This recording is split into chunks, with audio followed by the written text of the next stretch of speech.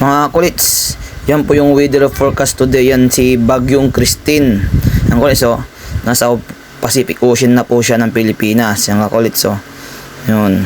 Ngayon ay umaga ng Martes. Yan, October 22.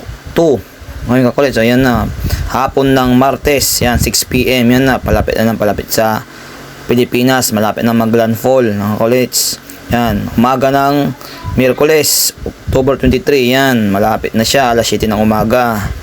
Then, susunod ka kulits, yan, alas 6 ng hapon, yan, alas 7, yan, so, yan, naglandfall na siya, dun, sa dulo, ng, malapit sa Tugigaraw, o Aurora ata yan, yan na, alas 6 ng umaga ng Huwebes, yan, yun, nasa Pilipinas na siya, naglandfall na talaga siya kakulits. Kaya mga kakulits, mga kapatid, ingat po tayo.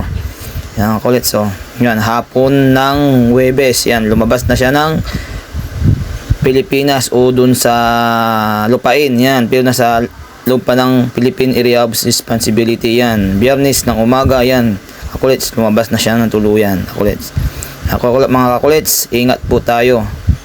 Lalo na sa mga lapit sa mga baybayin sa dagat, mga kulits. Yan, hapon ng Biyernes, yan, lumayo na po siya, kakulits. Pero inatak pa rin yung mga habagat, kakulits. Kaya ingat po tayo, mga kulits.